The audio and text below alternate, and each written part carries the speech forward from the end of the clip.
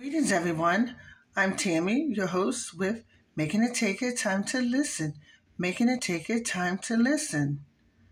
Trevor Noah was asked how would he keep his grandma legacy alive. And he discussed his grandmother's funeral, and at the end, he talked about her legacy. Almost like Africans have said, the funeral must be as long as your life was. So it was really long, but it was actually quite enjoyable because all of my grandmother's friends spoke. All the friends who were still alive, right? Because she was 96, and then all her friends were speaking, who were still alive, and they're telling these stories, and it was so crazy because they'd be like, "I remember," and they were saying it in Xhosa. It's like, Francis," they'd be like, "I remember when I met her in 1948, and we went out together and we partied," and I'm like, "My grandma partied," and then other women would talk about.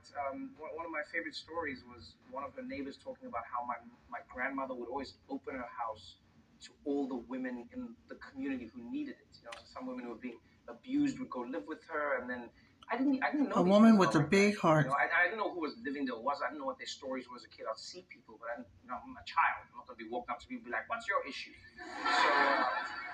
So what was fascinating was that, and I think what it left me with is my grandmother's legacy to me personally was like food and love. That's to me. But I realized her legacy as a whole was more how she treated the people around her, everyone she came into contact with, that she felt she could extend her heart to. It was really beautiful to see, and to see what she had left behind. She left a legacy. She left friends. It was wonderful watching all these grannies give speeches that never ended. And then the pastor would have to come in slowly. He's like, "Okay." He's like, "Okay," and like grab the microphone and be like, "Ah." He's like, "Okay, that's enough." And I think that was it. So if there's one way I would try and keep my grandmother's legacy alive, is just by remembering the tiny impact you can have on somebody's life that may stick with them long after you're gone. That might be it. Yeah. Thank you, Trevor Noah. And I ask you, audience, whose legacy will you continue? Post it.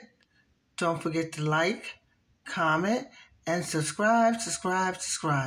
And thank you for making it take it time to listen. Making it take it time to listen.